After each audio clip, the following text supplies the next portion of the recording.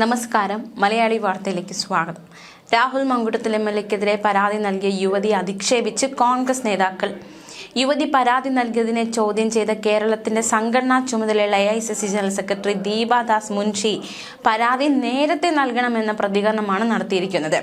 രാഹുലിനെതിരെയുള്ള മറ്റ് സംഘടനാ നടപടികളെ പറ്റിയുള്ള ചോദ്യത്തിന് നിയമത്തിന്റെ വഴി എന്നായിരുന്നു ദീപാദാസ് മുൻഷിയുടെ പ്രതികരണം.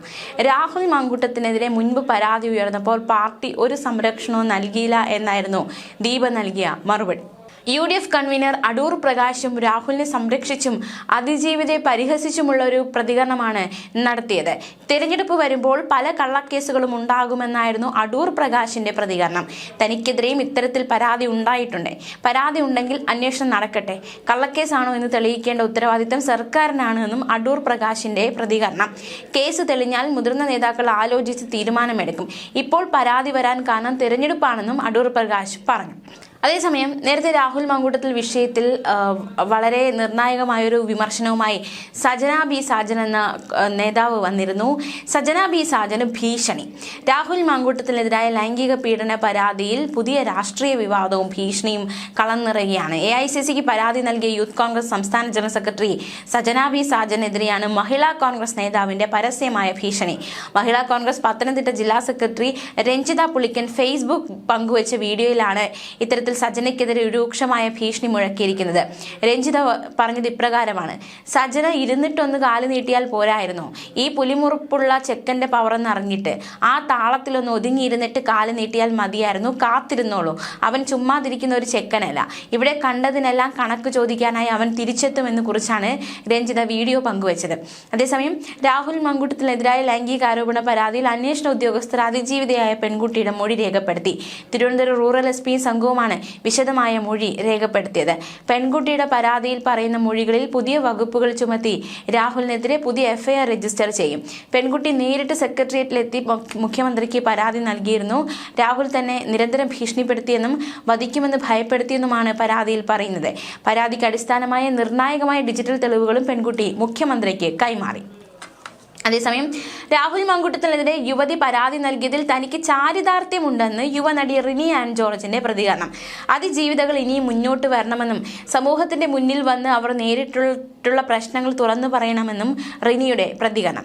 തനിക്ക് ചാരിതാർത്ഥ്യമുണ്ട്. ഇതുപോലെയുള്ള അതിജീവിതകൾ ഇനിയും മുന്നോട്ട് വരണം. മടിച്ചു നിൽക്കാതെ സമൂഹത്തിന്റെ മുന്നിലേക്കോ നിയമത്തിന്റെ മുന്നിലേക്കോ വന്ന് അവർ നേരിട്ടുള്ള പ്രശ്നങ്ങൾ തുറന്നു പറയാനുള്ള ധൈര്യം കാണിക്കണം. ഒരു അതിജീവിതയല്ല, ഇനി അതിജീവിതമാരുണ്ടെങ്കിൽ ഒരു കാരണവശാലും മടിച്ചു പേടിച്ചിരിക്കരുത്. നിങ്ങളുടെ നീതി നടപ്പിലാക്കേണ്ടത് നിങ്ങൾ തന്നെയാണ്. അതിനായി പോരാടണമെന്നും റിനി ആൻ ജോർജ് പറഞ്ഞു.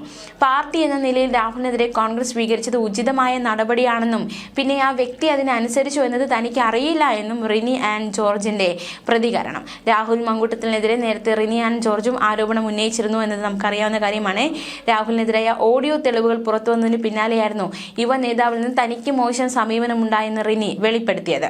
മാത്രമല്ല, വളരെയധികം സന്തോഷമുണ്ട് പരാതി നൽകിയതിൽ. എത്ര അസത്യ പ്രചരണങ്ങൾ നടത്തിയാലും സത്യം വിജയിക്കുമെന്നുള്ളതിന്റെ തെളിവാണിതെന്നും അതിജീവിതകൾ ആരുമില്ല, ഇത് വെറുമൊരു കെട്ടുകഥ മാത്രമാണെന്ന് പ്രചരിപ്പിച്ചവർക്ക് നൽകുന്ന മുന്നറിയിപ്പാണ് പരാതിയെന്നും ഒരു അതിജീവിതം മാത്രമല്ല ഒരുപാട് അതിജീവിതകൾ ഉണ്ടെന്നും ബുദ്ധിമുട്ടുകൾ നേരിട്ട മറ്റു പെൺകുട്ടികൾ മുന്നോട്ട് വരണമെന്നും നിയമപരമായി നേരിടണമെന്നും പേര് പറയാതെ താനൊരു തുറന്നു പറച്ചിൽ നടത്തിയതിന് വലിയ സൈബർ അധിക്ഷേപമാണ് ഇപ്പോഴും നേരിട്ടുകൊണ്ടിരിക്കുന്നത്. പ്രതിയും കൂടെ നിൽക്കുന്നവരുടെ യുവതിക്ക് മേൽ നടത്തുന്ന സമ്മർദ്ദമാണ് പരാതി നൽകാൻ ഇത്രയും വൈകാൻ കാരണമെന്നും റിനി പറഞ്ഞു. എന്തായാലും യുവതി നേരിട്ടെത്തിയാണ് തെളിവുകൾ ഉൾപ്പെടെ പരാതി കൈമാറിയത്. വാട്സാപ്പ് ചാറ്റുകൾ, ഓഡിയോ സംഭാഷണം അടക്കം മുഖ്യമന്ത്രിക്ക് കൈമാറി. പരാതിക്കാരുടെ മൊഴി കഴിഞ്ഞ ദിവസം രേഖപ്പെടുത്തിയിരുന്നു. പ്രത്യേകിച്ച് മൊഴിയെടുപ്പ് ഒരു 20ഓളം പേജാണ് ആ ഒരു മൊഴി ആയിട്ടുള്ളത്. അതേസമയം രാഹുൽ മങ്കുട്ടത്തിൽ MLA-യുടെ മണപ്പുള്ളിക്കാവിലെ ഓഫീസ് തുറന്നു. ഓഫീസ് പ്രവർത്തനം സാധാരണ നിലയിലാണെന്ന് ജീവനക്കാർ പറഞ്ഞു. സാധാരണ അടച്ചു പോകുന്നത് പോലെയാണ് ഓഫീസ് കഴിഞ്ഞ ദിവസവും അടച്ചതെന്നും എന്നത്തെയും പോലെയാണ് വെള്ളിയാഴ്ച രാവിലെ ഓഫീസ് തുറന്നതെന്നും ജീവനക്കാർ പറഞ്ഞു. രാഹുൽ എവിടെയാണെന്ന് അറിയില്ലെന്നും ഫോണിൽ ബന്ധപ്പെടാൻ സാധിച്ചിട്ടില്ലെന്നും ജീവനക്കാർ പ്രതികരിച്ചു. MLA-ക്കെതിരെ യുവതി മുഖ്യമന്ത്രിയുടെ മുമ്പിലെത്തി പീഡന പരാതി നൽകിയതിനു പിന്നാലെ രാഹുലിനെ ബന്ധപ്പെടാനായില്ല.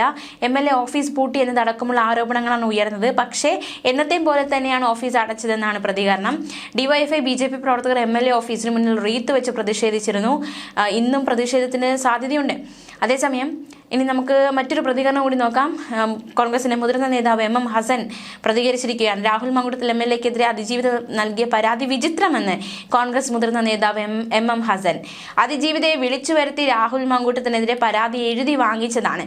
3 മാസം പരാതി ഇല്ല എന്നാണ് പറഞ്ഞത്. അതിനുശേഷം ഇപ്പോൾ മുഖ്യമന്ത്രിയുടെ ഓഫീസിൽ പോയി പരാതി കൊടുത്തത് ശബരിമല സ്വർണ്ണക്കൊള്ളയിൽ CPM നേതാക്കൾ അറസ്റ്റിലാകുന്നതിൽ നിന്ന് ശ്രദ്ധ തിരിക്കാനാണ് എന്നാണ് MM ഹസന്റെ പ്രതികരണം. സമാന ആരോപണം നേരിട്ട CPM MLA-മാർ രാജിവെച്ചോ എന്നും MM ഹസൻ ചോദിച്ചു. കേസിന്റെ നിയമ നടപടികൾ നേരിടേണ്ടത് രാഹുലാണ്. അദ്ദേഹത്തിന്റെ നിയോജക മണ്ഡലത്തിൽ തിരഞ്ഞെടുപ്പ് പ്രചാരണ പരിപാടിയിൽ പങ്കെടുക്കരുതെന്ന് പറയാൻ പാർട്ടിക്ക് കഴിയില്ല. കേസിൽ അന്തിമ വിധി വരട്ടെ, എന്നിട്ടാകാം MLA സ്ഥാനം രാജിവെക്കുന്നതിനെ കുറിച്ച് തീരുമാനമെടുക്കുന്നത്. രാഹുലിന് കടുത്ത ശിക്ഷ പാർട്ടി നൽകിയിട്ടുണ്ട് എന്നും MM ഹസൻ പറഞ്ഞു. എന്തായാലും രാഹുലിനെതിരെ നിലവിൽ തിടുക്കത്തിൽ ഒരു നടപടി കോൺഗ്രസ് വേഗത്തിൽ സ്വീകരിക്കില്ലെന്നാണ് റിപ്പോർട്ടുകൾ. പാർട്ടിയുടെ മുഖം രക്ഷിക്കാൻ നേരത്തെ എടുത്ത സസ്പെൻഷൻ നടപടി പര്യാപ്തമാണെന്ന് കോൺഗ്രസ് നേതാക്കൾ വിലയിരുത്തി. തദ്ദേശ തിരഞ്ഞെടുപ്പിലേക്കുള്ള CPM-ന്റെ കെണിയാണ് ഇപ്പോൾ കേസെടുത്തതിന് പിന്നിലെന്നാണ് കോൺഗ്രസ് വാദം. സ്വർണ്ണക്കൊള്ളയിൽ പ്രതിരോധത്തിലായ CPM അത് മറികടക്കാനായി ഇരയെ വിളിച്ചു വരുത്തി പരാതി എഴുതി വാങ്ങുകയായിരുന്നുവെന്ന നിലയ്ക്കുള്ള പ്രതികരണവും കോൺഗ്രസ് നേതാക്കൾ നടത്തിയിട്ടുണ്ട്. അതേസമയം ഈ യുവതിയുടെ 20 പേജുള്ള മൊഴിയിൽ കൂടുതൽ വെളിപ്പെടുത്തലുകളുണ്ട്. തന്റെ നഗ്ന ദൃശ്യങ്ങൾ കാണിച്ച് രാഹുൽ ഭീഷണിപ്പെടുത്തിയെന്നും യുവതിയുടെ മൊഴി. തിരുവനന്തപുരം തൃക്കണ്ണാപുരത്തെ ഫ്ളാറ്റിൽ വെച്ച് പീഡിപ്പിച്ചതായും ആരോപണം. വ്യാഴാഴ്ച വൈകുന്നേരം പരാതിക്കാരി മറ്റൊരു സ്ത്രീയോടൊപ്പം മുഖ്യമന്ത്രിയുടെ ഓഫീസിലെത്തി വിഷയം അവതരിപ്പിക്കുകയും രേഖാമൂലമുള്ള പരാതി സമർപ്പിക്കുകയും ചെയ്തു. വാട്സാപ്പ് സന്ദേശങ്ങളും ഓഡിയോ റെക്കോർഡിംഗുകളും ഉൾപ്പെടെയുള്ള ഡിജിറ്റൽ തെളിവുകളും കൈമാറി. മുഖ്യമന്ത്രി പരാതി ADGP H വെങ്കടേഷിന് കൈമാറിയ ശേഷം അടുത്ത നടപടികൾ തീരുമാനിക്കാൻ ഉദ്യോഗസ്ഥർ പോലീസ് ആസ്ഥാനത്ത് യോഗം ചേർന്നു. അതേസമയം രാഹുൽ മങ്കൂട്ടത്തിനെതിരെ ഓഗസ്റ്റിൽ ആദ്യമായി ആരോപണങ്ങൾ ഉയർന്നു വന്നിരുന്നെങ്കിലും പരാതിക്കാർ ഇതുവരെ നേരിട്ട് ഹാജരായിരുന്നില്ല. എന്നിരുന്നാലും സംസ്ഥാന പോലീസ് മേധാവിക്ക് സമർപ്പിച്ച അപേക്ഷകളുടെ അടിസ്ഥാനത്തിൽ ക്രൈംബ്രാഞ്ച് അന്വേഷണം ആരംഭിച്ചിരുന്നു. ഓഡിയോ റെക്കോർഡിംഗുകളിൽ കേട്ട സ്ത്രീയെ അന്വേഷണ ഉദ്യോഗസ്ഥർ തിരിച്ചറിയുകയും രേഖാമൂലമുള്ള പരാതി ആവശ്യപ്പെടുകയുമായിരുന്നു. എന്നാൽ അവർ മുമ്പ് പരാതി നൽകാൻ വിസമ്മതിച്ചിരുന്നു. റെക്കോർഡിംഗിലെ ശബ്ദം തന്റേതാണെന്ന് രാഹുൽ മങ്കൂട്ടത്തിൽ സ്ഥിരീകരിക്കുകയോ നിഷേധിക്കുകയോ ചെയ്തിട്ടില്ല. എന്തായാലും ഈ കേസുമായി ബന്ധപ്പെട്ട് നിർണായകമായ ഒരു ഘട്ടത്തിൽ ഊരാക്കുടുക്കിലേക്ക് രാഹുൽ മങ്കൂട്ടത്തിൽ എത്തിയിരിക്കുകയാണ്. കഴിഞ്ഞ ദിവസങ്ങളിലൊക്കെ പരാതിക്കാരി എവിടെ എന്ന ചോദ്യമാണ് കോൺഗ്രസ് ഇത് പ്രതിരോധിക്കാൻ ഉന്നയിച്ചത്. പക്ഷേ ഇപ്പോൾ പരാതിക്കാരി നേരിട്ട് വന്ന സാഹചര്യത്തിൽ ഇനി എന്താണ് കോൺഗ്രസിന്റെ മുന്നോട്ടുള്ള നീക്കം എന്നടക്കമുള്ള ചോദ്യങ്ങൾ, പ്രത്യേകിച്ച് രാഹുൽ മങ്കൂട്ടത്തിന്റെ ഫോൺ ഓഫാണ്, എവിടെയാണെന്ന് അറിയില്ല. മാത്രമല്ല ഈ ഒരു വിഷയത്തിൽ രാഹുൽ മങ്കൂട്ടത്തിന്റെ അഭിഭാഷകൻ പ്രതികരിച്ചത് കൂടി നോക്കാം നമുക്ക്. ലൈംഗിക പീഡന പരാതിക്ക് പിന്നിൽ വ്യക്തമായ രാഷ്ട്രീയ ഗൂഢാലോചനയുണ്ടെന്ന് അദ്ദേഹത്തിന്റെ അഭിഭാഷകൻ അഡ്വക്കേറ്റ് ജോർജ് പൂന്തോട്ടം. പെൺകുട്ടിയുടെ പരാതി നാടകമാണെന്നും നിലവിലെ രാഷ്ട്രീയ സാഹചര്യത്തിൽ മസാല ചേർത്ത് ജനശ്രദ്ധ നേടാനുള്ള സർക്കാർ സ്പോൺസേഡ് നീക്കമാണിതെന്നും അഭിഭാഷകന്റെ ആരോപണം. ഇതുവരെ ഇല്ലാത്ത പരാതി ഇപ്പോൾ വരുന്നത് താല്പര്യത്തിന്റെ പേരിലാണ്. 101% താല്പര്യം മാത്രമേ ഉള്ളൂ. പരാതി പുറത്തു വന്ന സമയം അസ്വാഭാവികമാണ്. നേരത്തെ സോളാർ കേസിലാണ് ഇങ്ങനെ മുഖ്യമന്ത്രിയുടെ ഓഫീസിലെത്തിയത്. ഇതും അതുപോലെയാണ്. കേസിലുടനീളം ചില ഗൂഢാലോചനകളുണ്ട്. തിരഞ്ഞെടുപ്പ് നടക്കാൻ പോകുന്നു, ജനശ്രദ്ധ നേടാൻ മസാല വേണം, അതിനുവേണ്ടി നടക്കുന്ന നീക്കമാണിത്. ക്രൈംബ്രാഞ്ച് അന്വേഷണം തുടങ്ങി 3 മാസമായിട്ട് എവിടെയും എത്തിയില്ല. അന്വേഷണ ഉദ്യോഗസ്ഥന്റെ വിശ്വാസ്യതയിൽ സംശയമുണ്ട് എന്നും രാഹുലിന്റെ അഭിഭാഷകൻ പറഞ്ഞു. എന്തായാലും FIR രജിസ്റ്റർ ചെയ്താൽ ഉടൻ നിയമ നടപടികളിലേക്ക് കടക്കും. മുൻകൂർ ജാമ്യാപേക്ഷ ഹൈക്കോടതിയിൽ നൽകണോ ജില്ലാ കോടതിയിൽ നൽകണോ എന്നത് ഉടൻ തീരുമാനിക്കും. പരാതി ഉന്നയിക്കാൻ വൈകിയതിൽ അസ്വാഭാവികതയാണ് അഡ്വക്കേറ്റ് ജോർജ് പൂന്തോട്ടം പ്രധാനമായും ആയുധമാക്കുക. ന്യൂസ് ഡെസ്ക് മലയാളി വാർത്ത.